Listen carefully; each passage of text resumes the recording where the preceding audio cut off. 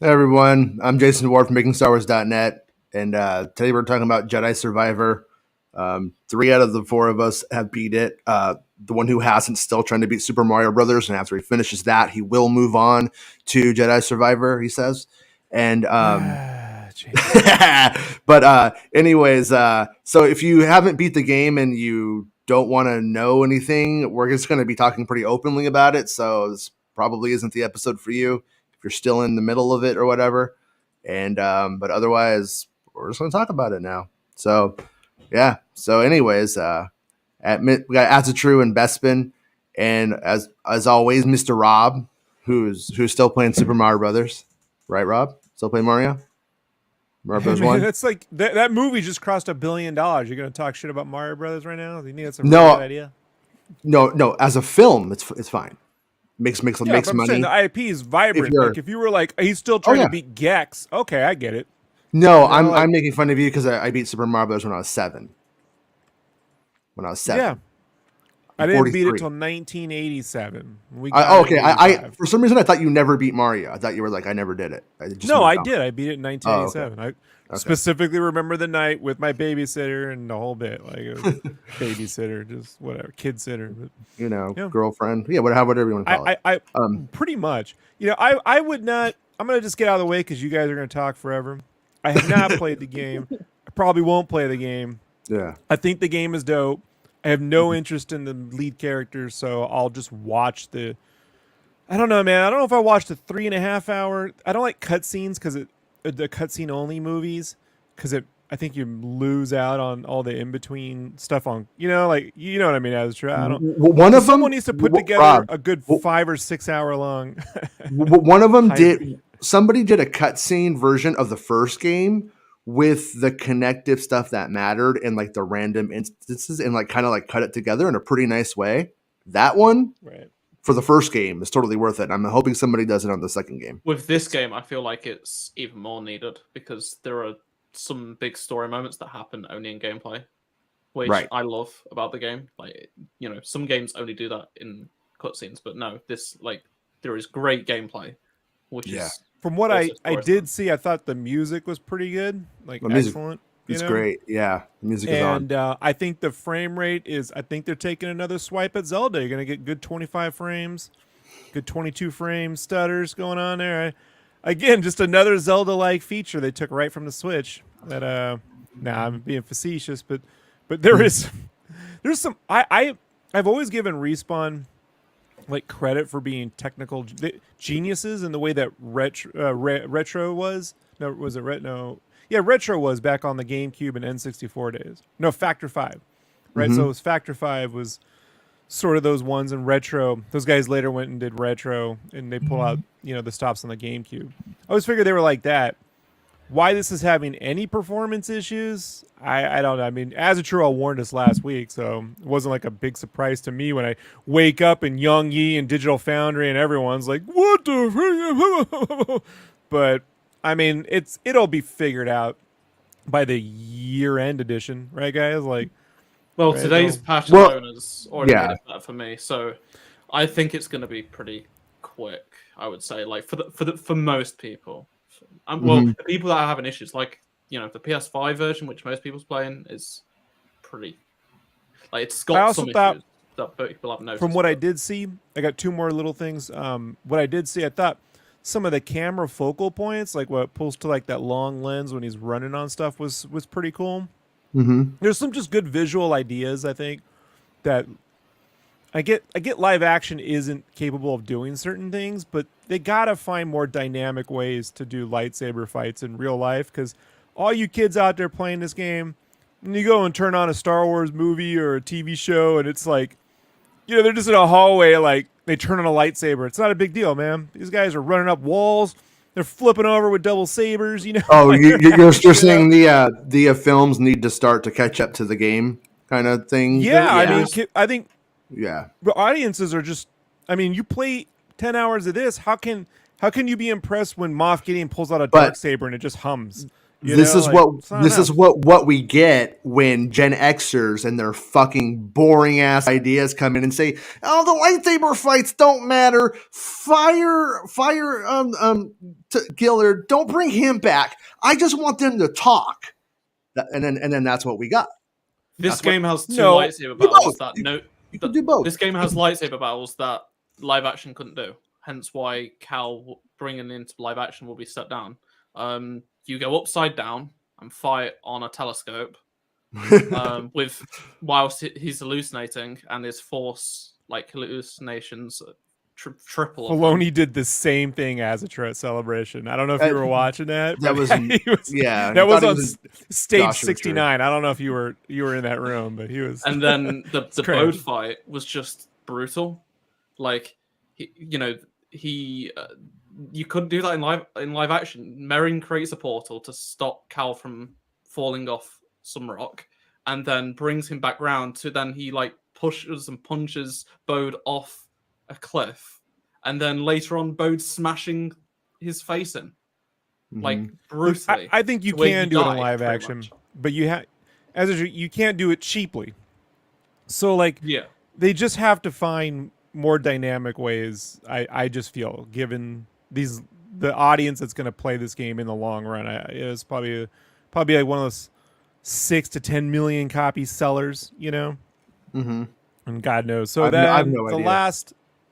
The last was still wasn't a big fan of the voice acting. I don't know. It's not my deal. I know I'm in the minority on that one, but it felt like prequel stinty talk. No, it gets a lot better. I don't know what you've seen, but I honestly I know it when I see it. I know what you're talking about. It's actually not that bad. All right. Well, I look forward to watching whoever makes the perfect cut, right? Whatever it comes out to be, like 4 to 6 hours. All right. That's all I gotta say. You guys just jizz all over this game. You tell me. No, blow a big load all over. Just this carrot guy. cake This thing, guy. You know what I'm saying? What's this guy on about? This guy. No. No. That's kind of my thing. Is that like. I think if you are super sensitive to frame rates and shit like that, then you should just fucking wait. I mean, that's what one of my best friends is like. Oh yeah, he's like that too. I mean, he's like really all about it. Has like a PC that costs more than his car, and I'm just like, no man, like I wouldn't do it. I would just wait a few weeks or a few months and see where it's at if I were you, and because it does have. I mean, people are having like random issues, and that was like so you played on PC, right? As a true, and then you played on PlayStation 5, right, Bespin? Yeah. And I played on Xbox One, so we all kind of have 3 different sort of like. I've also played the Xbox version, the first hour. So first hour, I got a code for that to check that out. So I played literally 14 hours. Yeah, 14 hours of the game before I had something where like it was broken.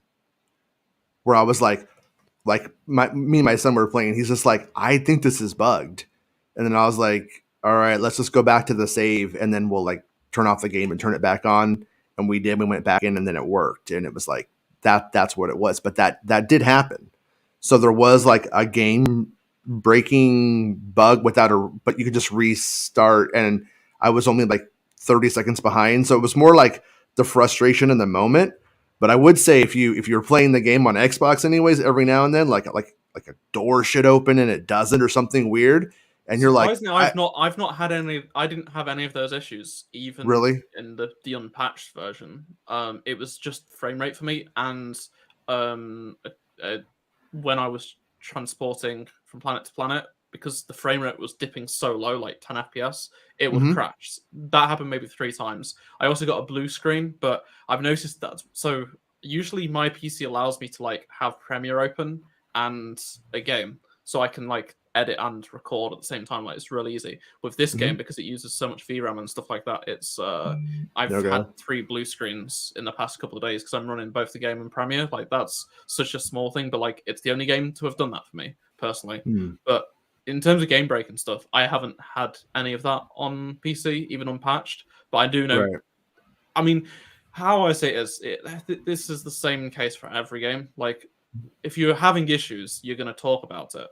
If you're not having issues, you don't. So all you're seeing on Reddit is most of the people having issues because all the other millions of people are playing it. majority are They're playing not on it. Reddit. They're playing it. Yeah, or they just online, like a lot of people. Like people seem to forget. Like yeah, some people have picked up this game because they like Star Wars and they will never have any interaction with it online because they just right. that's just how it is. But it sucks. Obviously, the bugs are bad. I've made my feelings known in my videos, but at the same time, I think some people have got also alternative agendas about like they weren't planning to buy this game. They just report the bad news. Yeah. And this happened with Battlefront 2, and I said to Bespin on this podcast earlier, I'm selfishly happy this game got a pass because I did not want to experience what I did with Battlefront because journalists and content creators ruined Battlefront because they went overboard and ruined the game I loved, that my friends loved, the community I built, for reasons they had no interest in. They didn't want to play the game. But this game, somehow, I'm surprised. I think it's the Respawn effect. Like, they didn't want to give Respawn a bad review, if I'm honest.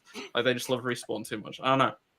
But somehow, some way, it's survived, which I was shocked by. I was bracing for the worst. I'm like, crap.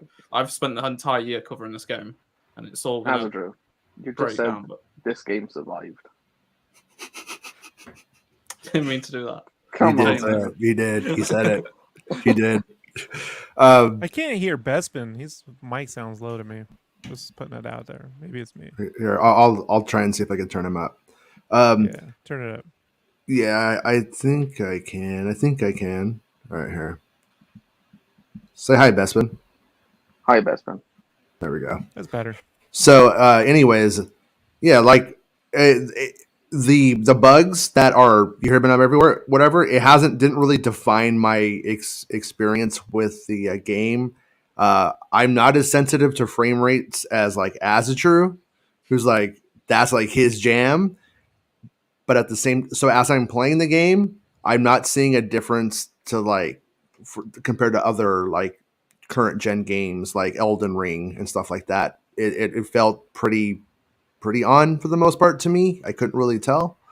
And but I'm not one of those people who's like an expert who's like, who knows where I'm at exactly. I just know when it's playing like shit. I know when I feel input lag or the character's lagging, and Can I add a note on that, Jason? Like, I just think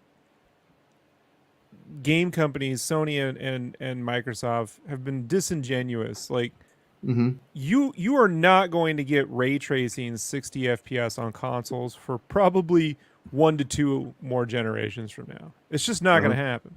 Okay. Like this is like on PS3 when you wanted 1080p. Fine, PC Master Race, bro. We get it. God. Even then, because of the inefficiencies of porting through Unreal Engine games onto PC, good luck. Like it doesn't matter what thousands of dollars you spend. If the port was done fast, you're not going to see that either. So this is just a shame because the visuals I did see, I thought the lighting for not being Lumen, for being like sort of a hybrid of post-processing or however they're doing the ray tracing was very good. Illumination.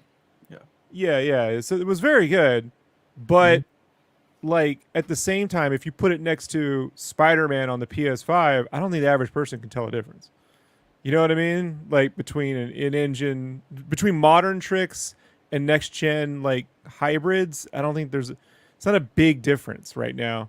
So I don't know. I think like if you're going to say 60 FPS, there has to be a way to do that doesn't involve you're just not going to get 4K 60 FPS ray tracing on modern consoles for another 10 years. Like it's just not going to happen. It's just weird how gamers they want those effects, but I just don't see that happening. But I saw someone on Reddit today say EA and Respawn should be ashamed of themselves because I thought this console could do 4K 120 with ray tracing, unironically. And I wanted to comment. I was like, I'm not going to give this person any time of day. Like, I agree with you, Azatrue, 100%. where I would say Microsoft and Sony fall a little into that gray area with this is when they're pushing 120 hertz eARC, like output. The On the PS5 has systems 8K on the box that you buy. It says 8K, and I'm like, that's absurd. Like, no, that shouldn't be allowed. Like, it's crazy. It shouldn't. I mean, it almost feels like, when people review those consoles on Amazon that look kind of like a Poly Station, and it's got like 8K. It's got all these gold labels on there, and you're like, sure. See, 70s Star Wars is still the best, right, Jason? Right, like a little Chuck Norris going on. Jason there. sent me a clip of like the most emotional scene, and he's got that mustache, and I just said I can't take it seriously. I know. I was contemplating whether I was going to play it, but yeah, it's like a major like death in there, and he's like holding this person, and like he's got the mustache, and he's just like crying, and I'm like, yeah. But and that was like moments after I was jumping around, kicking people, calling people Kimosabi, because that's what I do when I play as that guy. Such an 80s kid. Yeah, I'm gonna shut up so you guys can talk. But I just want to say a lot of the effects that you're looking for next gen, it's all brute force stuff, which is where the PC market ends up, where they do like RTX, ray tracing lighting, and this is non-optimized, non-shader, just raw brute forcing. We're just going to CPU and GPU through it, and that is not how consoles are done. If you look, there's a case in point on like the Mario games where like on Mario Galaxy, the coins were fully modeled to a high degree, but on the newer games they look better, and there's no modeling. It's all being done in shaders. So that's an optimization trick. It looks better with the tricks, not the brute force effects. So at some point, maybe it's Unreal Engine 6 or something, where they take Lumen, they take all these things, and they find real optimized ways to do it. Because at this point, everything is based around cinema production, not game production. Even though it's a game engine, it's being based around making shows like The Mandalorian, where who cares if you're getting 3 frames per second? You just need to render out the frame, But this optimization stuff, man, we're just way far away with that. We're not going to see it this generation, not on this console. So it looks like the guy from the Ice Pirates movie. Remember Ice Pirates with space herpes? Yeah, yeah. Right. I remember it well. Yeah, I didn't get like that many issues on my end. But the first bug I had was around, I want to say 3 hours in. It's when you were going to the temple where you first find Dagon, like when he's still in the Bacta tank. There's a workbench on like the way up, and as I went into the animation to access it, it like locked up for a solid 5 minutes. I just wasn't going back, so I had to like close the application and reopen it. And then I had a bunch of just crashes later on. They were always as I was traveling to another planet. So like, and there was one that happened twice in the same area, which was after the first time you chase Bode in the ISB base, and you're going back to Kobo again. It like crashed twice, like in the same scene. And at that point, I was like, "Yeah, this game wants me to go to bed," so I just left it. But yeah, remember you messaged me at one point, and you're all, I was like, it was like in a cutscene. I hope I get to see. Did you get to see the cutscene that it crashed on? Did you end up? Okay, good. Yeah, I had about 5 crashes like in total. Yeah, and like the animation thing happened twice. That's about it. I didn't have anything like massive, nothing like game breaking really. Like, I didn't have issues like with more recent games. Like you mentioned Elden Ring, I had no issues with Elden Ring or like Potter or anything. But I had like similar issues with like, I don't know, Miles Morales or something. Like, so I'm not like too annoyed by the bugs I had. Like it didn't worsen my experience necessarily. Like I enjoyed myself through the vast majority of this game. Like I think it's very, very good. So yeah, but that's the only bugs I had. I had the ultimate bug, the one where the game literally stops you and says, "Hey, dude, you just skipped a bunch of the game. That's not supposed to happen." That was really strange. So like what happened is when you get to the end part where you're when you're going up, like Bode's parked up on the top, like in his Z95 and stuff. Like and what's that place called? Like where the array thing is set up at the end. And there's these like balloons that you could like throw out and then like grapple Yeah, to. the observatory. At the observatory, and I like threw the balloon, jumped up, grabbed it, then saw another one, grabbed it, threw it, and then jumped up, and I was like, oh, okay, that makes sense. Like that's what it wanted me to do. It's the first thing my brain thought, do that, and I did that, and then I go on and I play for a good like 10 minutes or something, and all of a sudden I just start falling through the ground, and there's like a meditation point. I can't touch it. I just can't you just die. And then so I'm like, okay, maybe it's lagging up now. So I walked all the way back. I'm like walking into the room real slow because I don't know I've done this yet. I like walk in the room real slow, hoping it will render out because I started to see the textures weren't rendering on the floor. And that's when I knew like the game's broken. And then I go through and step through. And then finally, like when I did the real slow walkthrough, that's when it was like, hey, buddy. So I don't know what triggers it, but I had to like go into it really slow to get it to even trigger that. And then I did. And then it put me back where I was supposed to be because I chose that option. But Jason, you mentioned Riva and you triggered it.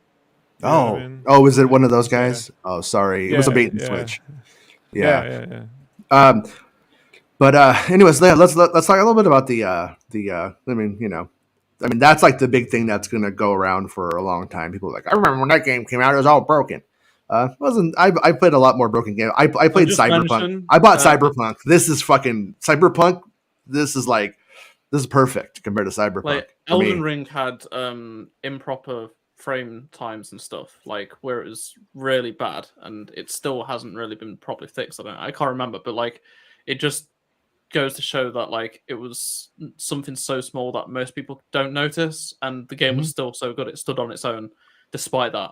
Like on PC, the PC version was bad. It wasn't this bad, but it was still bad to the point where like people were saying like, don't get it yet and wait for updates and stuff like that. But like I could be wrong, but from what I remember, like they weren't very like forthcoming with like, oh, when updates are going to come and stuff like that.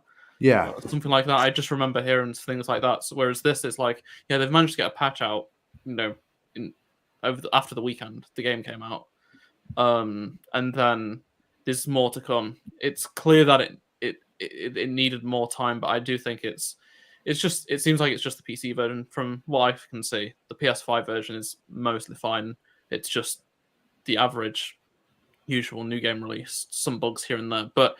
It does feel a bit too much like I've seen like the resolution on the PS5 drops quite a lot in the really bad areas when it definitely should never drop that amount. Like optimization does need to happen, but also like to my surprise, the performance mode that's targeting 60 has ray tracing on, like on both consoles. Like they want to make sure you see it. And there is a difference. It's not great because it's not much of a difference as you'd think because the material work and stuff like that for the game is really, really good already. But like It does make a good difference. It definitely makes the game much better. And for people saying this game could have been made on the last gen, no, they're high. I'm glad they didn't because it would have been a worse game. There was stuff that would have just felt empty and stuff like that. Like this feels like a good step up, and there's still work to be done, meaning the third game can still go to another level, which I'm looking forward to. Can I point out something on that bit as it's true when they go, this could have been last generation? You remember when the PS4 like promo video came out when they debuted it, and they had that Killzone demo that looked amazing, and the game shipped? You're like, that ain't the fucking game. And it wasn't until the PS4 Pro or the PS5 comes out and you can then run it at the frame rates with the details that was in the video. Like that's what this game would be like. It'd be chugging around 15 frames per second, or it would be so toned down you wouldn't be able to have a draw distance, or they'd have to trim out a lot of the background details. So I just think at this point when they say that, they're either trolling or the people that feel that way legitimately are looking at the game and going, well, I can't tell the difference. And I'm like, yeah, but them people couldn't tell it's so what, you know, like there is a difference when you sometimes people have a memory of what they think was really great. Like when people tell me, man, dude, they haven't made a game that looks as good as Rogue Squadron. And I'm like, have you played that game in a while? Like, have you? A Star Killer, even Well, if you put Star Killer next to this, you know, it doesn't look as great as you remember it. You know, like I played through It the first game right before this one, so I was like pretty fresh. And in by comparison, the first game is claustrophobic and like playing in a closet half the time. Like comparatively speaking, anybody who thinks that it like the amount of stuff that was in that first game that this one could do that at that they're just nuts. It's completely like just not understanding what a computer could handle or a game console could handle like in real time at the same moments and stuff. And that's the thing for me. We should probably move on to the story after this, but the thing for me is like when I got Cyberpunk and I started like getting perks and powers that didn't do anything or that didn't do what they said they were supposed to do, or you just did one thing and now you were a god because it was just put in and then not worked out. That kind of shit isn't happening in this game that I've encountered yet. Every single thing I got like fucking 3-4 different like lightsaber stances, different kinds of lightsaber ways I could do it, any from the films and a gun and all that stuff, and all of it does what it's supposed to do. And you know what I mean? You don't get to like the third act and now all of a sudden like the story isn't written or you know what I mean? The voice acting isn't there or something weird like that. It doesn't have that this game isn't finished feeling. It just has that, oh, that door should have opened and it didn't. They need to fix that pretty quick, probably next week. Yeah, that's what it feels like to me, honestly, from my end. But story wise, though, like as a true, I know you were a pretty big fan of the first one, correct? I was, yeah. And then Bespin was kind of like ambivalent. Yeah. Is that correct? Yeah, I thought it was okay, the story and the gameplay. The way I described the gameplay of the last one was it was a jack of all trades but master of none. And the story, like I didn't connect with. I thought Cal was awful as a lead. I didn't think he had any personality. I couldn't connect with him. I didn't really care about the Mantis crew, but let's follow 180 on the Mantis crew and Cal, like in this one, and the new characters as well. I think the story in this one is vastly superior to that of the last one. Same. The first game I liked it a lot, but I wasn't like in love with it. You know, like when they were, you know, I wouldn't have wanted an action figure from it or something like that. And I feel differently about this version of the story. I don't have anything. I literally don't have one. Like in the last few weeks, right? We were like, if Cal comes to Fortnite, we won't buy him. Because we don't really care about him. That'd be the one time I buy a figure in Fortnite, Bespin. You know, then I show up. I'm like, hey, Cal's at the party. You're like, you fucking hate Cal. I would just be grateful and happy that you're there, Rob. Right? Like, I don't care what you're dressed as long as you're there. You know. I'm writing that down. And yeah, so yeah, like what Jason was saying, we were saying that we wouldn't buy Cal, and me and Jason, we buy any Star Wars skin that comes out. So, you know, that's how little we connected to Cal last time. But like this time around, like I think that's different. Yeah, I felt the same way as Bespin, but I was coming at it from a different angle, in the sense that I just felt like he was a very blank slate. You're the main character through Cal, so we're not going to give him too much. You know, we're not going to put too much on him that isn't you. So I just felt like it felt like a Link kind of thing, you know, in the Zelda games or something. We're just like, yeah, that's me. That's my avatar for it. And then in this one, because the story because of what happened in the last game, though, to the first game's credit, where it ends up going is his personality comes out more because he has like wants, needs, desires, goals, stuff like that is really important. Whereas in the first game, he's just like, I'm a scrapper. I hope I don't get found. And then it kind of moves from there, but you start there. And then this one right here, there's actually an agenda. And so the personality, I think, clicks on a hell of a lot more than in the first game. For me, anyway. Earlier, he's grown up. Like, people, I think Cal is a bit older than he is in the first game. He's got a porn mustache. Did you see him in my game? I mean, this looks like he's what, 37 maybe? Because like sure? Cameron was like in his like mid-20s. Like it was like maybe 20. I think he was like 24. So a Hollywood 15 is what you're saying. But like with Fallen Order, obviously he was like, I think he was like, I want to say he was like 19, something like Ray age sort of thing. Yeah. But you know, he's now like in his mid-20s in this game. Like 5 years has passed. Like things have changed. So it definitely is shown that, and that's good. Like it's not he's banging witches. I mean, I connect with this guy on a lot of different levels. With, Saw, who's crazy. Like he's just doing heists for him and stuff like that. Like, you know. And by the way, that was one of the story moments that kind of, I don't know if it gets resolved in any way in post game when you do the other stuff, but I'm like, this motherfucker is ISB Bode, and like it's the big thing. And you met him through Saw Gerrera, right?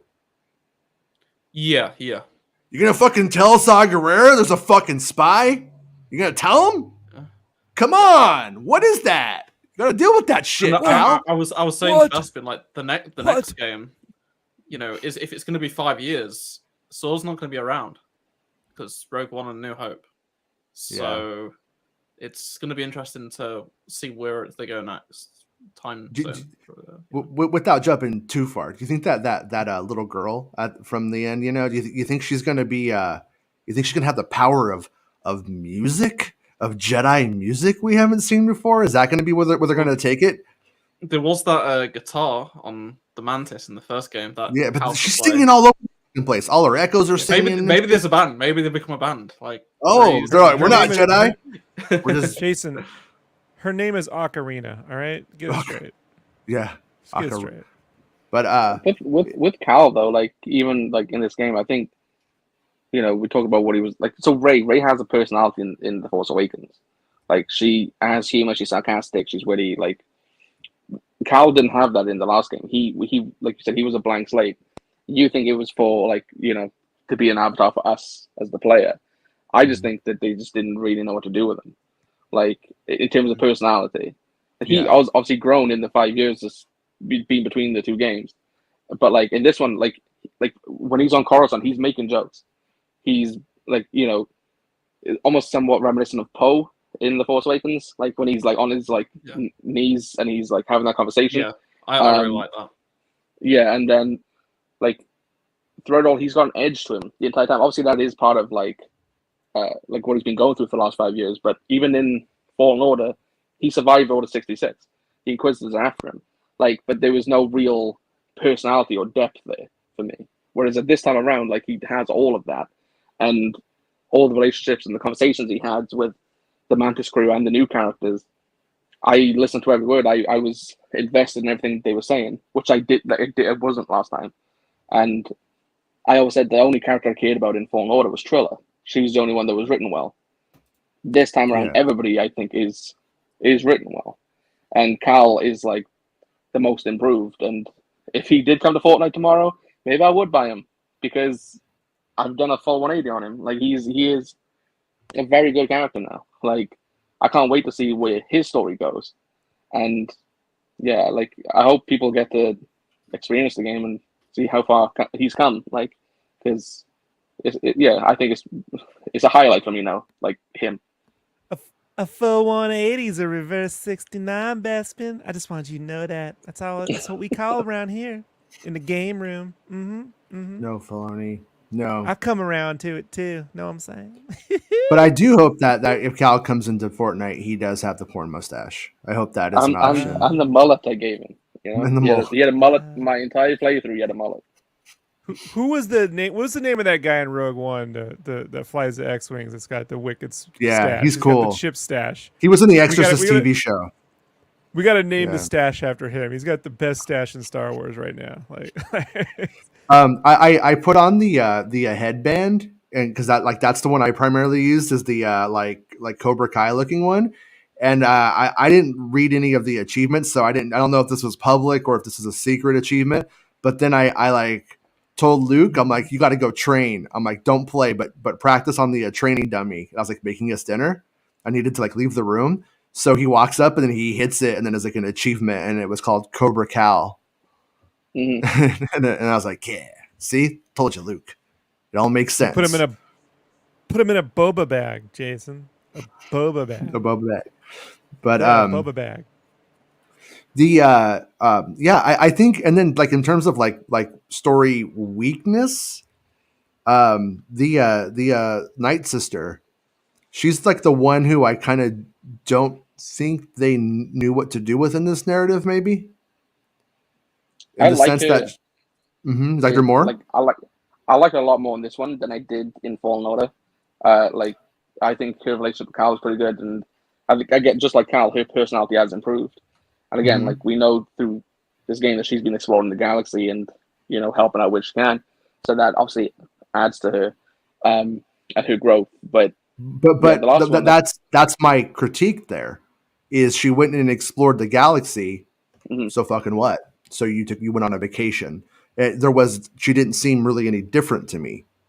You know what I mean? Like that's where I was like, I didn't think she had a personality in the first game. Like I do here. Like yeah, she's just difficult in the first game, like stoic and difficult. I think she does have a personality this time around. Like she clearly cares for the Mantis crew. She she explores the feelings and relationship she has with Cal a lot more. She's helping out the Seer with the hidden path. She's doing all these things. Like I enjoyed her a lot more. The weakest character for me, I think, was Seer out of the Mantis crew. I would agree. Yeah, she was kind of like the first idea that we got from Seer is the only idea we get from Seer in the narrative. Like I'm doing this space librarian thing, and then that's kind of like that was kind of it, right? As if my memory is not fried here. She was doing that in the hidden path. Like that was her goals. Which obviously Cal is going to carry on now, like the hidden path aspect, and. Right. But I think they made up for like her lack of personality with the moments we get with her, like when we get to play as her, and her taking on Vader, and like what that means for us then when she does like meet her end. Like when Cal mourns her, like and holds her, like I felt that, like I now got an attachment to these characters which I didn't have even after like the last game, but I think that's where she shines. Is like in that moment getting to like take on waves of stormtroopers as her, and then take on Vader. Like as a fan who's playing the game, like that earns a lot of goodwill, I think. Right. And so when she does meet her end, and you've connected with Cal as much as you have on this journey, because that's like 60% of the way through the game, maybe. Like you feel that loss because he and the characters around him are feeling that loss, and they are well acted, those scenes. And captured well, how they all take the loss of her. But yeah, like in terms of like personality, like she was the weakest out of the bunch. Yeah, I was happy we got to play as. Go ahead. I liked how that whole sequence where it was like whatever happened, you got the respawn screen, and then it went into Seer, and then like you could, you didn't just take out troopers, you did the vehicles as well, and then ultimately you was never going to be able to hold off the Seer. So it obviously it's scripted, but it's done in a fun way, and it was good. There was several moments like the portal flying with Marin on Jeddah as well. That was another highlight as well. Yeah, that's what got me hyped, man. That one was the moment I was fully in on this game. It was such an incredible moment. Like you said, it was scripted and it was on rails, but it was such an exciting moment. Can I ask you all a question? Like serious question, right? And I'm not trying to throw shade on the movies we got. I'm not, because those movies can do that well on their own. I'm just curious, like if Disney had just been like, we're gonna make like a series of films. We're not limiting it to 3. Maybe we're gonna do like 3. Maybe we'll do 4 or 5. It depends on how it goes. But if they had done at least 3 films featuring this story, right, with like the big beats, and all that stuff, kind of broken into with maybe a cartoon series in between to tie them together, right, with all the ancillary stuff. Like, do you think that would have gone over better with folks? I mean, even though it takes place in a time period you all know, you know what I mean? Like, at least at least you don't really know it, right? Like, I mean, I don't hear anyone saying this is all member berries, the game. I don't hear it. You know, even though it has Empire and it has people that look Vaderish and all that stuff. I don't hear that. I don't think it would because it's so reliant on game mechanics. Like that's what the best moments in this game compared to the most iconic moments of the first game were like cutscenes, like what happened, like story moments in cutscenes. In this game, it's story moments in gameplay, and I just can't imagine how they'd have been able to put that into a film. That stash is epic, dude. That's what he told me, and I was like, yeah, I don't like it. It's the dodgeball stash. You know what I mean? This is like one of the most emotional moments in the story, and that's me. But like that is 7. That's really, I'm gonna be honest, folks. That's what this whole time period should look like. If we're 5 years before A New Hope, go look at 1970, 71 compared to 77, and you're gonna get that. Mm-hmm. Now. Yeah. In the 80s, he's gonna get the mullet. You got to grow the back. Yeah. So I'm just asking because, I do think sometimes people. It's weird with films. There's such a short period of time with the stories that when you feel like you're watching a bunch of things you've already seen before, it gets grating, right? Like you can only do it so many times before people are like, I'm just paid for the same fucking thing, blah blah blah. But with gamers, they get mad when you're like, oh, how come I didn't just get dungeons on a master sword? Why'd you change it? Like it's just the audiences are, I think, are a bit different. However, there is this weird in between. I feel the not the underground, but the how do you call that, Jason? Like from an anthropological, like you have the pop culture, then you have the underground culture, right? Like a subculture. Yeah, I guess the gamer element of this is like right under mainstream, right? Like, or are they the mainstream and the movie people? No, movie I would say people, gamers probably watch movies, but I would say most would. And moviegoers don't necessarily watch or play games. I guess you could say that. I think that might be fair. I think that's probably accurate. Yeah. Yeah. I mean, but I do feel this though, Jason. I do feel when I see what they're trying to do with CGI animation on Disney Plus with that Clone War style, mm-hmm. I'm like, you may as well just render this engine out and give me stories with these assets and let animation just look like the anime or actual animation.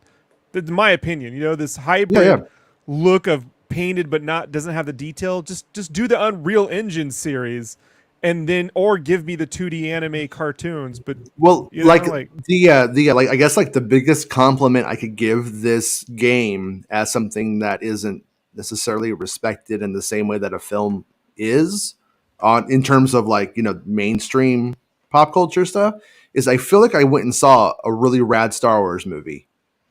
And and it's weird because I can't just go watch it.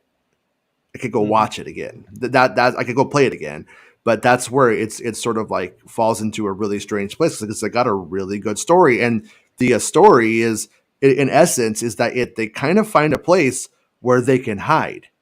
A place where the Empire can't find them. It's kind of like in Willow when they're supposed to send the baby to a place where evil can't touch her, kind of thing. It's like, and the idea is that they go to this place, they'll never be found. And Cal's like, we could set the path to there, and we could raise all of these people that are being persecuted by the Empire. And it doesn't necessarily come out and say it, but you have this idea in your head. Oh, he's going to start a Jedi Order, and they're gonna come to power in there, and then they're going to step out, and they're going to fucking cut off Palpatine's dick. Like that's what they're going to do. Like that's they don't have to say it because it's very obvious. That's where it would go. And you're like, so you understand like what's at stake during the game or during the story. What's at stake is a lot, because this is an answer. Now, a part of you in the back of your head always knows, they don't kill the Emperor. They don't kill Darth Vader. They don't do it. Luke does it. It's not going to be this guy. Like a part of you knows that, but then another part of you goes, but what if you get there? And what if they just didn't know to come out? Like, what if they're going to come out like later on? What if this starts like Jedi that like pop out 100 years after the sequel trilogy or something? What if like as you're playing it, this is like where your brain goes, and you're like, so this could still be important. This still might matter, or who might this save that ends up becoming important to something later on, and stuff like that. So, and then ultimately, it's end up caring about the characters, so you do care about that quest. The fact that you have that little bit of reality in the terms of the story in your mind that says this isn't how it happens. You still do care, and so that was I think a really smart idea to set it up as that. But where I am also like, or I'm going to be critical, is Boda Kuna. I felt like that guy was miscast. I don't the like character. He looks like fucking Everybody Loves Raymond, and I know a part of you're supposed to be like, oh man, that guy's cool. Like let's have him over for barbecues. But that's what he just looks like. The fucking dude who's like, hey, want to watch football and like drink some beers and watch, you know what I mean? And I'm like, in barbecue, and you're like, yeah, cool. And it's just fucking, I don't know. I just felt like he was fucking dorky the whole time. Like it felt like too fucking just goofy. And then at times he would look like he was going to be like a wrestler or something, but mostly he just looked like a fucking nerdy fucking barbecue guy to me. And so like if, and then obviously he ends up betraying us. He's out for his own shit and trying to save his daughter, and or trying to get like make a good life for his daughter. So he's willing to throw everybody else under the bus for it. And I also felt like there's this part post game where you talk to Marin and she's like, oh yeah, well that wasn't a good excuse, was it? You know what I mean? We're grown up, face or something like that. She basically says it, and you're like, yeah, and I'm like, in a weird way, you kind of just criticize the motivations for the character, because what he was going for kind of didn't make sense. But I think the angle was that once Cal was going to point the path there, that's when he thought it would be compromised, and that's when they were like definitely not on the same team anymore. Yeah, that's exactly when it happens, because when you kill Dagon and you take the device, Cal says to him, like, I'm gonna take it to see him, we're gonna like put the hidden path there, and you see his face, like he's like extremely disappointed, and he says, I'm gonna hang back, will you go on ahead? Like that's where he decides to do it. That's when he contacts the Empire. But you mentioned the moment between Marin and Cal as you're getting close to the end of the game, where she says like, yeah, he's this and this, but Cal turns around to her and says, yeah, but he is a father, and we grew up alone. Yeah. So Marin comes to the conclusion of, yeah, well, we should give him one more chance then. Like she's we should. The part I'm talking about is actually after the game. After the game, you could find echoes of all of the shit that he was doing. So you were able to kind of retrace Boda Kuna's footsteps throughout the narrative as you visit the places where events happened.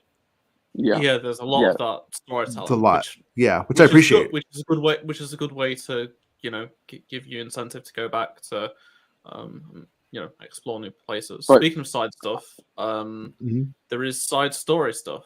If anyone's not completed the bounty hunter stuff, Boba turns up and has the cutscene. So whether that will matter any into the third game, maybe that's where they're leading to. Like, they've got an idea. Maybe we could try and get Boba in the next game, because he's like he doesn't like Jedi, but he respects. He shows respect to Cal for capturing Cage. So for more respect with Boba, huh? Yeah, respect. He was actually. He showed the he did show like that bounty hunter side of him, but he did also show the respect side. He played both sides there, and I liked what I saw. Tem was back doing the voice. The Joe Rogan of bounty hunters, right? Right. But Tamara Morrison is the voice in the game. Yeah. I mean, cool. he does every video game voice for Boba, but yeah. Yeah, I'm on like, I think I'm on like, there's like 16. I think I have like, I got like 3, and then I think I have 7 left to do. My son wouldn't do the bounty hunting. He's like, don't want to do it. I'm like, Boba Fett's going to show up. He's like, don't care. I was like, okay. Yeah, I think they did get a bit repetitive. They did get a little bit repetitive, but I was rushing through them on the easiest difficulty just so I could do it like I knew what happened in case I needed to make a video or something. But Yeah. it was. I'm glad it was It was a cameo, but it's not like they forced it into the main story. Like I was worried that because I saw so many people begging for Ahsoka to turn up, Maul to turn up, like the Obi-Wan somehow, like those sort of large characters to show up in the story. Instead, we didn't get that. Vader was sort of expected, I suppose, given the first game. But like you didn't get those cameos in this game, but in the side quest stuff, you're getting a meaningful, relevant. Like, of course, like if you just go around killing bounty hunters, like, of course he's gonna catch wind of it. Like, it makes a lot of sense. Like he's in his prime at this point. Like he's still young, but he's he's gaining like reputation.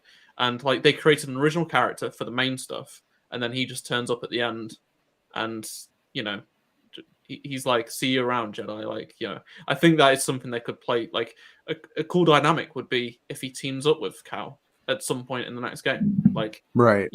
I feel like that could be more interesting. Like it's not a cameo because they've met from the first game. It was a side quest, and now they can maybe work together for a common goal. Like he doesn't like Cal because he's a Jedi, but he respects him, and I think that will be a compelling thing they could expand on in the next story. Maybe they won't. It's just for this game for something extra, but you never know. I still think it was good that they added that. How about the old Republic Jedi? What are you guys? What were your thoughts on him? Like it was really good, but it felt like it should have been a bit more. Like I don't know. He's a little underdeveloped, I think. Yeah, like it was all good, but it felt like there was so much like everything was pointing towards like he's the big bad potentially, or like he's gonna bring back maybe I feel like the invasion of the Nile didn't get enough. Like it just sort of happened in a flashback. I feel like they maybe some of them were on Tanalorr, like that. We didn't really know what quite happened there. Like there was a big fight, but like I was expecting when you got to Tanalorr, you'd have to take them out before fighting Bo. Like that could have been more interesting than just walking up to the temple. Yeah, So, did they want to keep the Nile like ambiguous because of live action television or something? I don't know. But they're on the books and everything, No, yeah, but they're not like we haven't seen like a lot of it like defined. Yeah, we know what they in look like in a film quality way. I at least I haven't anyway, so I know. No lie, when I was at the preview event and I saw that cutscene, I thought the Nile were boglings. Like the ships were boglings, like they were placeholders. Because that looks like just stationary boglings next to each other. That's really weird. I was like, I can't make out what it was. I don't even know what it is now. It was just a bright light, wasn't it? Like random shapes. That was a bit confusing. But I liked all of that stuff. Like as someone that hasn't read any High Republic stuff, but I do think you fight him 3 times. I feel like there should have been more of him. I can see because I was wondering why.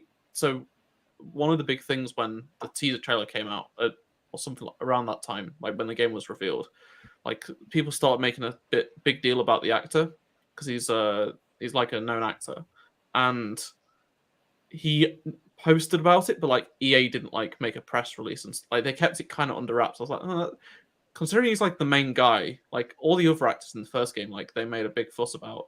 He's like kind of a big name actor, like compared to the others. Why they're not using this for marketing and stuff? But we only see him like in a couple of shots in all of the trailers. So I guess it's because in the end, he wasn't. Bode was the main villain, not Dagon. So yeah.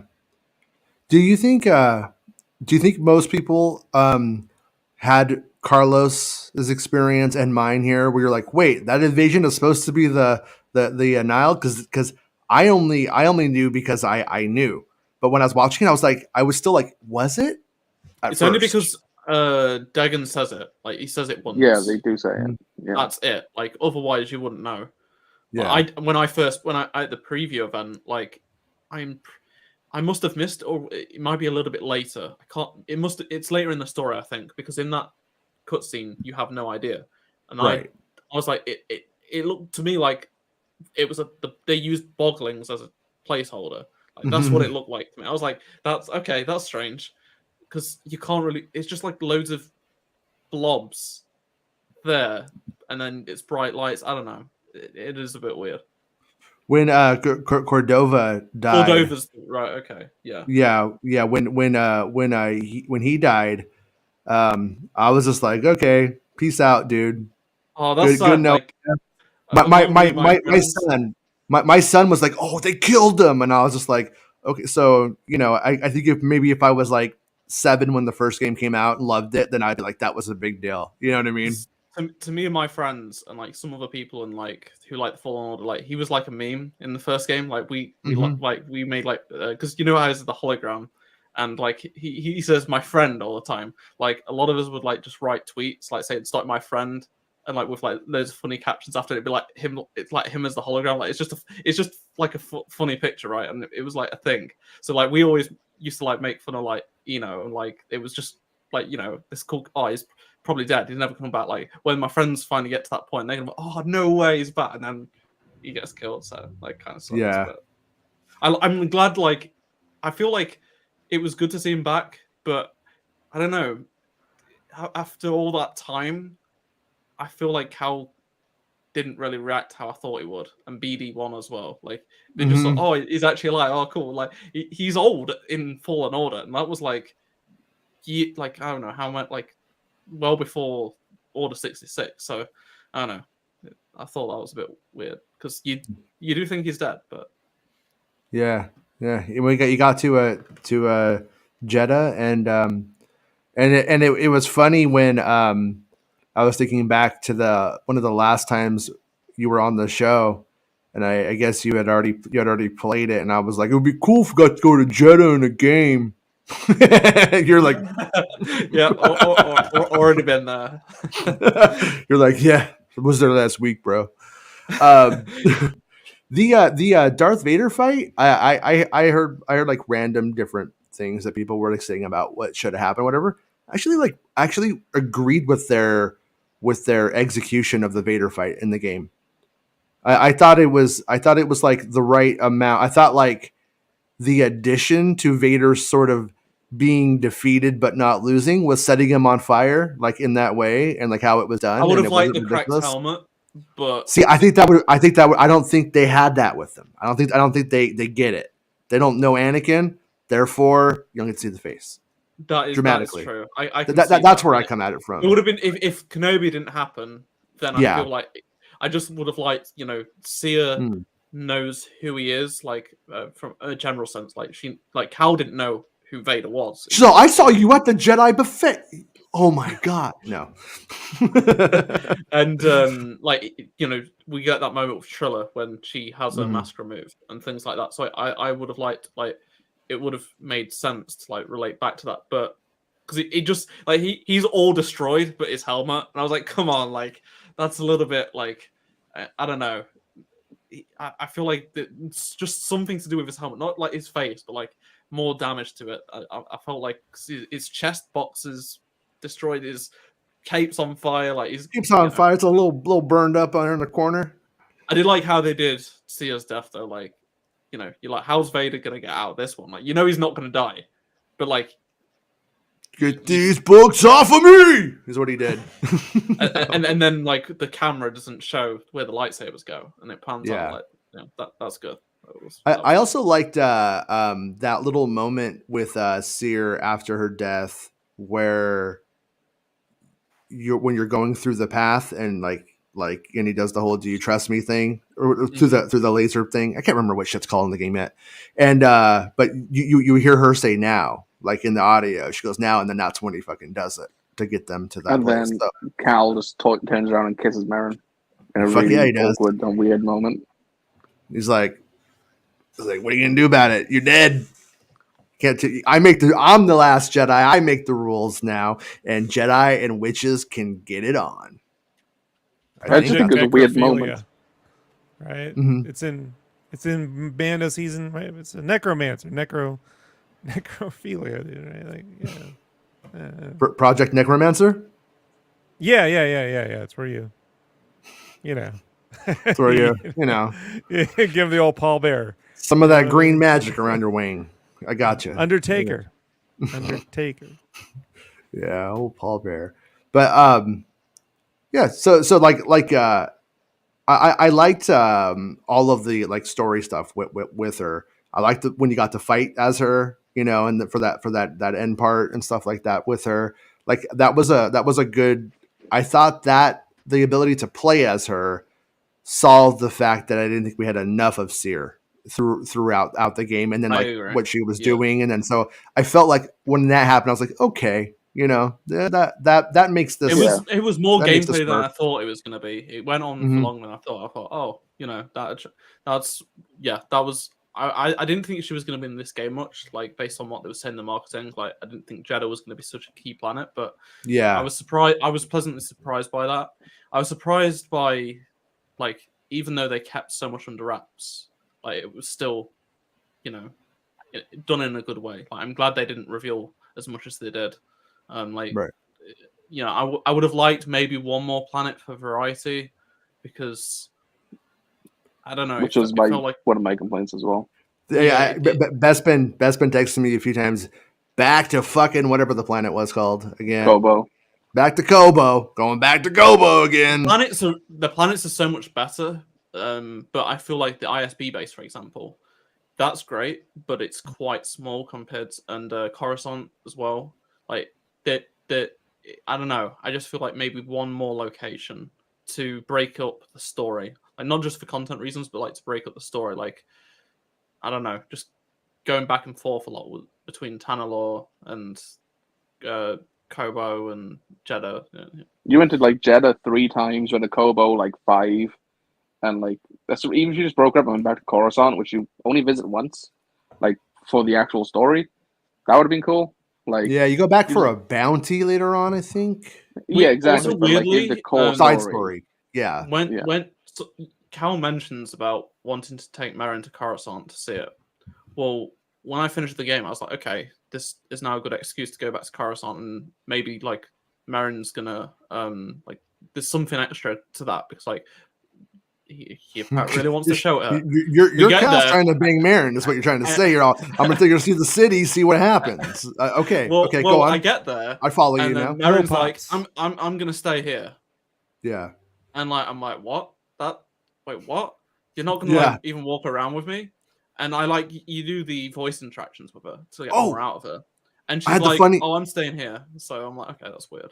When I went to do the bounty on Coruscant, I had the funniest bug. The little girl, she wasn't in the ship. We left her. We went to Coruscant without her. And then when we landed, she was just sitting there though. It was pretty funny. But I was like, yeah, going to Coruscant, bye kid, Oh, and that is one of the things that I said didn't happen that did happen is the little kid has a couple of lines here and there when you go to speak to her that I have no audio for. But that's post game. That's post game. All the cutscene issues I were having, they fixed it in the PC patch already, and they're being fixed tomorrow on console. Because like most of the cutscenes for me were double audio and delayed audio, so all the voice lines came after what was being said on screen, and they'd repeat like almost every line. Like that was almost every cutscene. So the cutscenes for me for a lot, like half the game, were broken. But they were fixed like after I completed the game, they released the first patch, and it got fixed. I'm like, well, too late now. Like I played through the entire game, so but it's one of those things. It's like it's tough because I was reviewing a product that wasn't going to be the version that everyone else is experiencing. Right. So that's why I was like, these issues. I was luckily given patch notes, so I could say like these things were fixed, like the cutscene stuff. So I could say, oh yeah, these have been fixed, therefore it's not a problem. At least on the PC version of the game, it's really because the other Star Wars games I've had early haven't had patches before release. Like we get the game and then there's a day one patch when the game comes out and that's it. So this was an interesting experience for me because it's by far the game that had the most issues on PC. but I also got like 2 patches before the game came out, before embargo went up. So yeah, it's weird because like Battlefront was mostly single player with some multiplayer, but the single players like compared to this is like they weren't like it's not expansive stuff like that. Squadrons was very similar, so and then Fallen Order it did have issues on PC specifically, like typical Unreal stuff. That's what I was hoping for to be fixed in this game, and it feels like they almost got there, and then somehow things got worse. Like they improved in so many areas, but it's still not, good enough. It's like the menus. Like I was saying to Baspin earlier, like I didn't get to give feedback on this game, like I said I did with, like, say, Battlefront, and it's stuff like this. Like this could have helped reinforce what the developers should have focused on, because a lot of us that did like the Battlefront events were PC players. So like Battlefront already had like it was like casual, but it was still better than what Fallen Order had, and the improvements I would have liked to have seen made to this game have been made, but it's still not far enough. Like, and I think the reaction is proof that they need to, for the third game, they should focus more on the PC version, because I think they underestimated how many people were going to get it on PC. I think. Right. It reminds me of Lego Star Wars. They underestimated like the audience a little bit there, whereas in my opinion, like with Battlefront, they didn't. Like they knew what they were doing. Whereas Lego Star Wars in this game, they've misunderstood some of the audience. So hopefully for the third time, they'll get it right. But we'll see. Maybe, but I mean, that game. That game is huge. Like it does. The first game to me didn't feel super big. It didn't feel like like there was a lot to like do other than to like kind of go through it. It was a nice variety, but it felt like because you had to backtrack so much, yeah, and it was linear, you couldn't really it didn't have the depth of say like Kobo is fantastic. Like it's not just like a sandy area. Like there's a jungle, and like there's the observatory, which is above the clouds. Like and there's mines. Like I found new locations yesterday. I didn't even know we're in the game. Like it's insane. Like this is the Star Wars game we've been waiting for so long. Yeah, and yeah. I don't know I found how people can say people can go back to games that came out 20, 25 years ago that have such a small amount of content compared to this, and say without truthfully, like they truthfully think those games are better than this. It's not just about content, but like everything about it is just a phenomenal game. But they would rather play like really old games. Like I'm sorry, you're just blinded by nostalgia at this point. Concerned Citizen says the freaking out over presentation and performance from streamers who have to mute the music to avoid copyright will always be funny to me.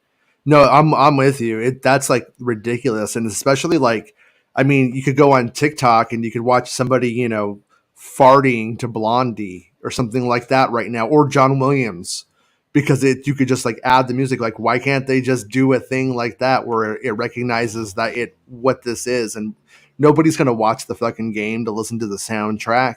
Oh, I know I won't buy the soundtrack now, or it's very obvious. Like if there should be a way around it. It's crazy that they haven't caught up. What I will say, Stephen Barton, one of the composers, said it's all DMCA free. Like they've made sure all their music, you can.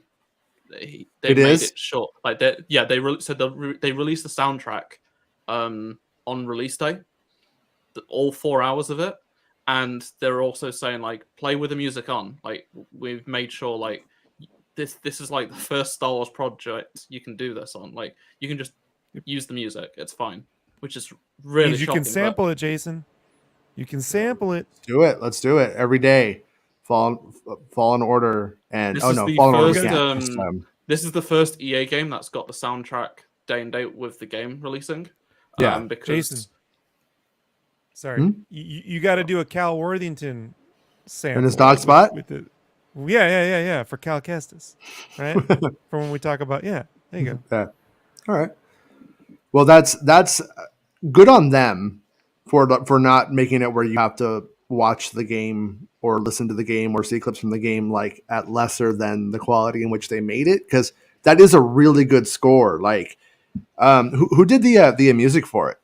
It's Stephen Barton and Gordy Hab who did the last game. So Gordy has done Battlefront, the 2 Battlefront games, basically all the EA Star Wars stuff. And he's also done a few other Star Wars things, I think. And then Stephen Barton is the guy that did Call of Duty Modern Warfare, Titanfall 2, Apex. Is doing Star Trek shows at the moment, I think. Yeah, and then because I was going to say that they could do the Star Wars live action television shows. One of them. These two. I'm surprised. I'm genuinely shocked they've not been. Maybe they've been asked, and I can't imagine they've turned it down. But because, like I said, it's like Steven's doing the Star Trek stuff at the moment. But like these two have like this. I think they said it's like 8 hours in total. They did 4 hours each, and then cut it down to like 4 hours for the full like, you know. That I sent you some article, an article in DM just that like it was really interesting. Like how yeah, I was going to read that. Yeah, when we started. I just would like these two should be doing live action stuff at some point because yeah, Stephen Barton says one of the coolest thematic things in Jedi Survivor is the 12-tone serial stuff. The Imperial theme in Dark Times contains every note of the chromatic scale, representing in music the fact that the Empire has pervaded everything in the galaxy. Plus, the shape of the melody outlines the shape of a heart's sinus rhythm.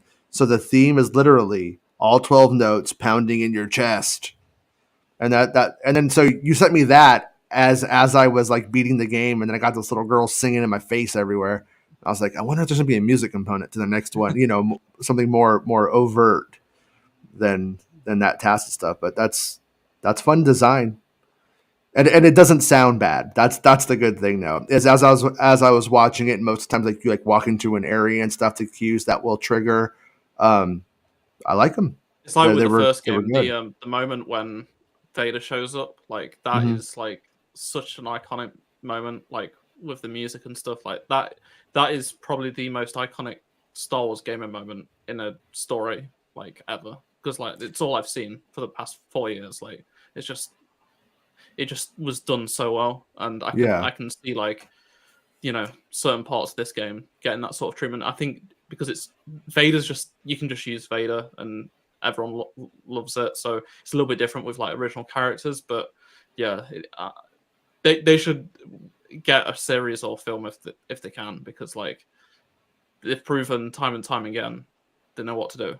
Like with Battlefront, they like people seem to think it's all John Williams stuff, but Gordy wrote like so much of it is like all original stuff. It's just mixed in with a lot of the original trilogy stuff, and with Battlefront 2, the sequels and prequels.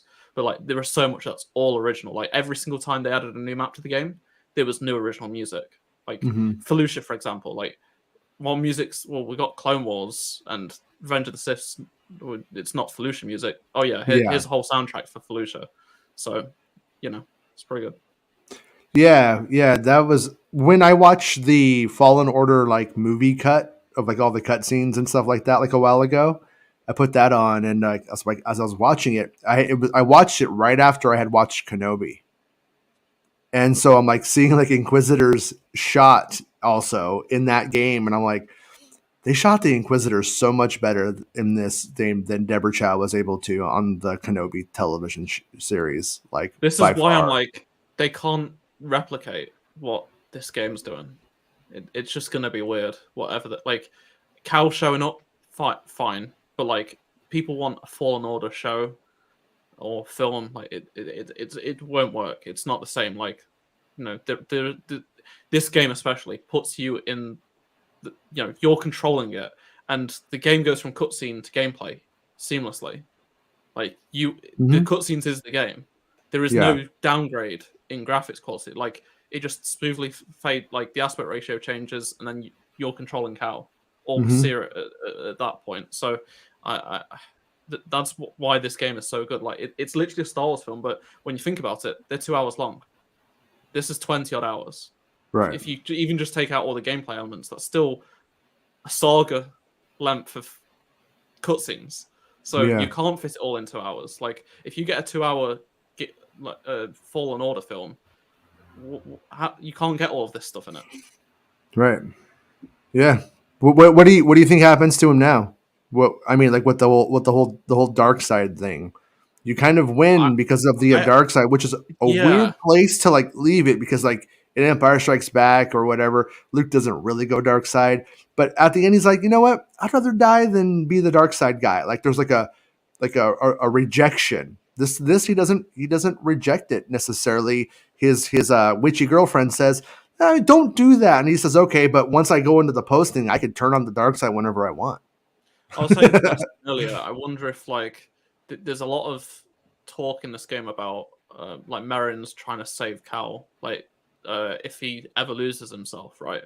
They're like really implying that, and she does do that at one point, but like I feel like they've set that up for what if in the third game you play as Merrin and have to stop Dark Side Cal, like you've been playing as Cal all this time, and it builds up to the point where like he ends up going too far. So to get that Merrin gameplay in that people really do want because it's so different, you end up taking the role as Merrin to try and stop him. Like, I feel like that is, how do they top playing a Seer and doing that sequence? Well, you become Merrin to take out Cal. Like that feels like a natural evolution and would be pretty like insane. Like, it flips everything. Like you're fighting the character. By the time that game comes out, I said to Bethman, it's like 8 years or whatever. Better part of a decade. Like that to me would be pretty interesting to explore. Yeah, it's going to be one of two options. I think it's either going to like embrace it or be consumed by it. Because like I said to Asdru earlier, in the first game, like he sees Vader, like he smashes the window, like leaves Vader there for dead. He goes to like he knows Vader killed Seer this time around. He's probably going to want revenge on Vader. He's probably going to have a lot of anger towards him, and if he gives into it, like we've seen in this, like he does embrace the dark side, like that could be the point of no return for him. Because we've all built up to this battle with him and Vader now. Like it's going to carry so much more weight. And then the other option I think is in this game, Merrin says to him, like, just like Seer did, you will overcome your battle with the dark side. So it's either going to be one of two things. Like, I think he either will overcome it, which is like the most typical outcome, or it is going to go something more similar to the way Asdru said, where he gets consumed by it. Maybe Merrin is the one who tries to save him, or has to ultimately like defeat him, and then you can bring in the Carter aspect, where like Bode had the Force, like so there's a good chance that she does too. Like, so what if in the next game you have to play as Carter? Like that's what I was curious about. Are they gonna bring it that quick, or are they keeping that for like down the road for the game after this one? Because if you go, because what you have with her character is someone who was raised to be a Jedi, probably by Cal as a Padawan, but also by a Night Sister. So you're going to have somebody with both powers. That's a pretty fucking fun video game idea in the making, or but we don't laying know the if they'll groundwork carry for on it. past the 3 games. Like Yeah. this team at Respawn might want to stretch their legs and go do something else. Mhm. Because at that point they would have dedicated like over 10 years, way over 10 years to the Fallen Order series. Too fucking bad. Like, you can't quit now. Yeah, we'll have other games from like different teams at Respawn, like in the Star Wars universe. But I'm boycotting them all if they don't make the Star Wars games. Didn't like Jeff Grubb say that there was plans for like a trilogy? Like that was the initial. Yeah. So plan. basically, this was even a good few months ago. His understanding from people there, they assume once this game's out, assuming the game doesn't bomb, which it's not, it's just social media FPS talk, they're going to go straight into the next game. And if you know anything about how games work, like there have been people like they've been on their break because they've not had to work on the game. Like they're going to be going into the next game now. Like with Fallen Order, they started coming up with ideas for this game before that had even come out. Probably the same here.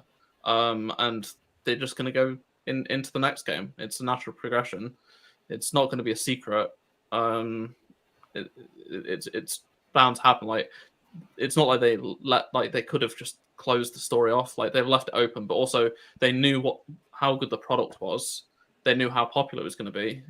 They also said, like, even I remember, like, people forgot about this, but back when EA did like a investors call, I think just after Fallen Order came out, so like start of 2020, like the CEO was like, you know, the Jedi franchise trilogy is like gonna be you know, our next line of games. Like basically saying like that was the intention, assuming like it doesn't go wrong, and it's not. It's only gotten better. Like the game is, you know, being praised highly. Like PC issues aside, like it's not going to stop anything. I saw someone on Reddit yesterday saying, "I'm worried that the third game is going to be cancelled because I'm like, Battlefront 2 survived worse and kept going, and this game like it's nowhere near the same effect, and you know the game's good. Ultimately, Yeah. It's just these sort of issues which can be ironed out. So yeah, the third game's underway now. Like as we speak, like they've had conversations today. Probably like that's just how it goes. So you know, Yeah. it could be 4 years away. But worst case scenario, they make the third game, but then cut it in half at the last second, right? And then release that at full price, just to fill to make it all complete, the complete Star Wars experience. Like right. My whole thing is like whenever I play a game just because it's Star Wars, I don't just like it because it's Star Wars, though. You know what I mean? Like I don't like the Old Republic. I think that game is kind of just like a whatever. I played a lot of RPGs. I don't think it's that good. I think it's okay. I think it's all right. It's not like a piece of shit, but it's not fucking that great. I didn't connect with it in a big way. Don't really care. But like this game was really really fucking good. Like really good. Even if I didn't like Star Wars, and I was just playing this as a game. It was a good game, like for sure. And it first, it's a good game. Like forget Yeah. the story. Like you don't need the story. The story adds to it because like we care about it from like say Fallen Order, or even if like Bespin, you weren't a fan of it. Like the story was good, but like mechanically, it's phenomenal. Yeah. It's a pretty amazing game.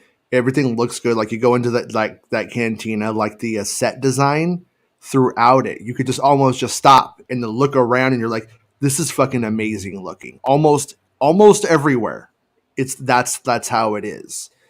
And I haven't played a Star Wars game that's as good as the films No almost game all has times. reached this level. Yeah, so Not so it's like, yeah, if I would say if like, you know, especially after like the next patch or two, if people are playing it and they're like, this isn't up to my standards, I say get the fuck out of the Star Wars game business. Don't buy them anymore. It's not for you. Because you know what I mean?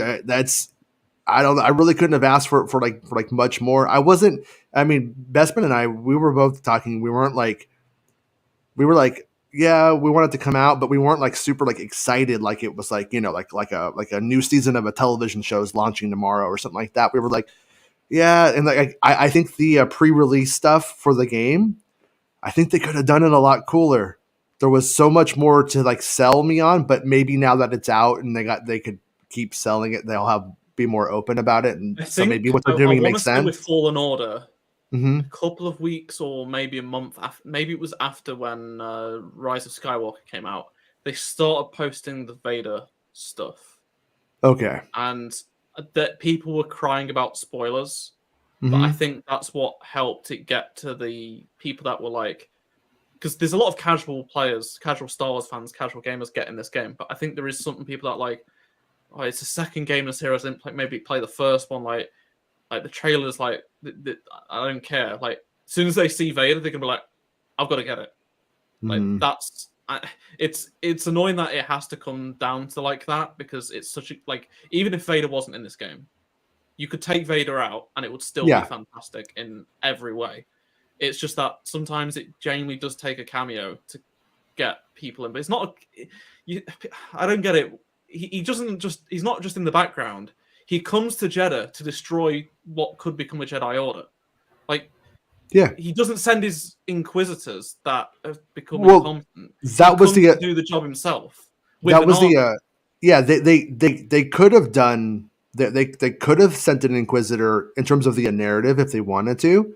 They could have just had an Inquisitor show up, but I didn't think that they would do it. That was the whole thing. Is I thought we already fought Vader. You can't have him fight Vader again because he's either gonna die What they or did is they what's didn't he gonna make do? Cal fight him. That's Yeah, I didn't think we was going to fight it was Vader, but clever. they made a different character that you haven't played as before, And who dies? It's clever. who knew Vader to an extent. Yeah. Like she's got a bit more not history with him, but like she's kind of like not a Jedi Master, but like she's like old Jedi. You know, she's Yeah. from the prequel era. She's hell bent on trying to restore that sort of Jedi, right? And you're in this cool location. It's really small. It's like the Jedi archives from Coruscant, the Jedi Temple, and you know you're on Jeddah. Like you know, you think it's a different side of Jeddah we've not seen before. You've got it connects the high, like we've just had High Republic stuff. We've got connections to the hidden path from Kenobi. Like everything just builds up to this awesome moment. So like Vader on its own, yeah, that'll get people to buy the game. So they'll probably start showing that in a month or so to get people. But like, it's not like a forced cameo. Like for those that played the story and know the story, like it's way more meaningful that he turned up rather than just him sending like another Inquisitor to fight. Because like, okay, we could have got a cool new Inquisitor that we've not seen before, right? But it made way more sense him doing it. Like him just turned, like it reminded me of like the Kenobi when he turns up on Jabim. Like he turns up personally to do it. Like it reminded me of that. Like he came with an army. Like they had gunships and purge troopers and like they were just destroying everything. Like that. It was a massive moment. And I don't think just an Inquisitor would have done it justice. Yeah. No, I wouldn't change it. I wouldn't. I thought it was good. I didn't think it was tacky. It didn't feel like, hey everybody, Vader's here. Now you can, be a weirdo about your It also wasn't the end of the game. Fascism or something like that. It made I was sense. a bit worried if it's going to be right at the end of the game again, like the last time, but it wasn't. Like there was still. I thought maybe it was going to be the end. Like that's where they was going to leave it, but no. Right. Like it had another twist, and it kept on going, which I really like. Like it ended in a good. Like it did feel a bit rushed towards the last, I don't know, quarter of the game. Mm-hmm. Like they wrapped it up quite quickly, but having said that, it's still just a really, really good story. Jediah asked, did you guys like the High Republic content? I loved it personally. And like my take on it was when the comic books and stuff were showing it and like they were showing off concept art from the era for the publishing initiative, I thought it looked pretty fucking stupid. And I thought like it looked very sort of just, it's like, yeah, you had an idea and you fucking ran with it, but you shouldn't have. But the game design in terms of how it looks, I felt like they did a good job of bringing in that stuff and then it sitting in the known Star Wars universe that we know, and those things feeling like, yes, this does feel like something that bridged over and was connected. So that made Jason, me happy. It's on Lucasfilm to maintain that because the Fortress Inquisitor, whatever the Inquisitor Inquisitorius. Yeah, and the Kenobi thing doesn't have the same punch, so you could still get bland version of this. Where they missing moons. Oh, and I'm not saying that. I'm saying it can work, and this proves that it can. You know the what I mean? Chambers specifically. Like I obviously haven't read anything for the High Republic stuff, but like all of the Jedi chambers on Kobo look incredible. Like the architecture, like that's been made for this game, like it's just so good. Like I love the Zepho stuff because it was interesting. Like a different species that weren't Jedi, they weren't Sith, like they were very powerful with the Force, and like they built these like incredible structures, but like they were all like there was a lot of similar, but also I love Jedi stuff, so like having this new type of Jedi stuff, it like I liked the gold, I liked like how old it felt, really old and like overgrown and stuff like that. It just felt great and it looks incredible. Well, that's something that I think something I think that could be easy to overlook is that the idea of Jedi and what it looks like or what it feels like or what the past would entail, like what it would be like. It does a pretty good job in the sense that we get the High Republic stuff, but we also get Jeddah. And so right there, those things look very, very different. One looks like, I don't know, somewhat like ancient Greece to some degree with Star Wars. and then the Jeddah is like Mesopotamia or something. I don't know with Star Wars. It's like, but those things, there is sort of a connection like through those places, even geographically, like where they historically do sort of like kind of coalesce. And so I think it opens up pretty interesting design ideas and stuff for when they do, if they ever move into things from the past. And the High Republic stuff is only like 200-ish years before Phantom Menace, but and then Jeddah's obviously probably moving a little bit before that, or way before that. And so anyways, where I'm going with it is like, yeah, that it showed two sort of competing ideas of the same kind of place, but from two different eras. And like the Jedi, to me, after that, they feel older than they did to me. I've always known, yeah, the Jedi, they've been around for, thousands of years, whatever. Yeah, you could just say that. That's just a fucking arbitrary number. But it does feel like now you feel like the eras feel a bit more real or tangible, whereas they didn't. Though, the difference in my limited experience, right, in working, I haven't worked on a film project, but I've worked with film people, and I've worked on game projects, and I do think that game design studios have more of a, generally speaking, have more of a focus on user, like acceptance is not the word, but like user excitement. You know what I mean? Like engagement. That might be the word. Like they get engaged with where they're going. So you're building things that they're used theme to. Park, like, okay, like theme parky kind of. Right. And the movie side, man, they tend to just impress themselves. Like I've sit in those rooms like, this is so great, and I'm like, no one's gonna fucking love this, man. I don't know why you're doing. I love it. I know you do. Like people who put Superman's symbol on Superman's belt, right? Those motherfuckers. You got Superman's symbol on his chest, maybe his cape. You don't need it on your belt, man. What are you doing? And then they put like little tiny Superman symbols all over to create the texture, and you're like, you can create texture without that bullshit. But I just think like the folks designing this stuff, they do such a good job because they know how to cultivate that engagement, design with that in mind, that they should be utilizing. This should be like, here's the fucking thing, guys. And look, it's all three-dimensional. Which it works for any camera angle because guess what? It's camera driven. It's not a flat piece of reconcept art. I just hope that they utilize this stuff. To me, it's like you're spending the money on the game, but you're also getting a hell of a lot of R&D that Lucasfilm gets to keep. Not shucking the look of it, just seems smart to me. Yeah, we don't hear a lot out of ILM X Labs and like what's up with that. But you would think like some of the stuff that you're talking about, they've like, got to be. They're up to something. They have to be, right? So I was going to bring this up on a previous show. So I mentioned it ages ago that we've not heard from them for a while because they released Tales of the Galaxy from the Galaxy's Edge. I want to say 2020, and then they released the second part to it the following year, and then they've been selling it as like a complete pack since. So I was like, okay, so there was a year gap. Like Vader Immortal was in development for a very long time. Like it showed up at an Apple event. Like Apple had their first, like they were like the ones to publish it on like the iPhone, before like Oculus came in for it, and. So I was like, I understand, back in those sort of early days, it was going to take a long time. But then there was a quick turnaround between Vader Immortal and then the Tales from Galaxy's Edge. So I thought maybe, end of 2022, years past, they'll probably announce like the next game. Because Vader Immortal's always a top seller because it's Darth Vader. When you pick up a meta quest, you get like Beat Saber, Vader Immortal, a few of the others. Like if you're a Star Wars fan, you just can't miss out on it. Like it's short, but like it's lightsabers and it's Vader. So then like the Tales from Galaxy's Edge is also done pretty well. But they announced it for PSVR 2, and even though PSVR 2 hasn't sold very well, the game that a lot of people that have bought Tales from Galaxy's Edge with it. Like that's been like I checked the PlayStation Store downloads for last month. It was like the second or third most downloaded VR game.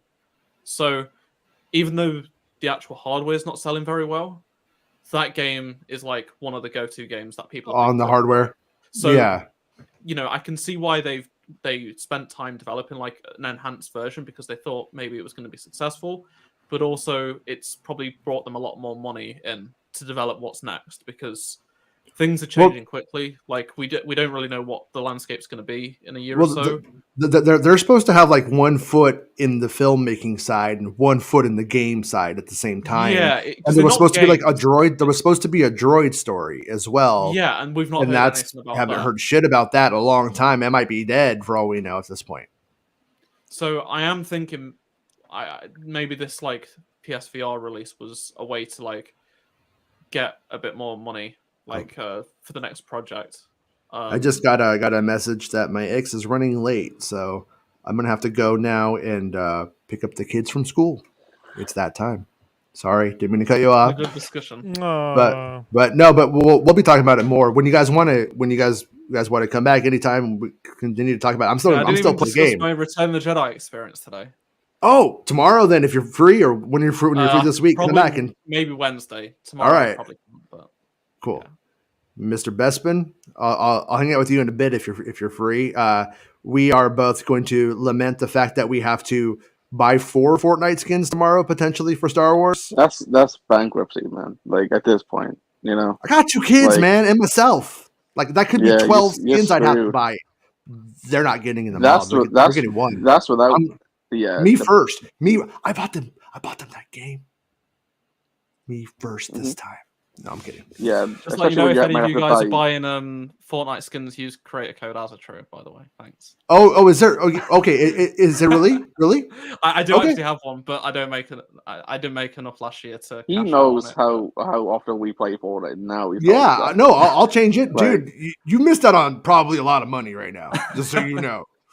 Jason, he doesn't buy 1 skin; he buys 3, of the same thing. And then I got my apprentice down here, Bespin. I'm buying him one tomorrow for his his birthday. The only skins I have are the default skin, the very first Twitch Prime skin from like 2018. Yeah, and I bought Mando on the assumption I would make £5 back in a video. I thought I might actually make a bit more because Fortnite's really popular. Star Wars Fortnite's. I made basically £5.45, so I just got enough to get my money back. I still think he should. I think he should come on with us this week. Experience the Star Wars event. You know, get an Anakin skin. I didn't even experience the Cross event, so. Well, Rey and Kylo and stuff would likely be. I'm not paying money for their skins. Why not? If you could earn them in game, I would. But... That is the most forceful I've ever heard ASATrue, Jason. Like that is. All right, guys. I'm getting sidetracked. I have to go get them kids. Right. I'll see you guys. I'll see you guys in a bit. Thanks for hanging out with me today, guys. I'll talk to you in a few. Bye. It's the end Bye-bye. of the show. Come on, let's go. Hey! It's the end of the show. Come on, let's go. Hey! It's the end of the show. Come on, let's go. Hey! You know you should go. Come on, let's go. It's not about spaceships.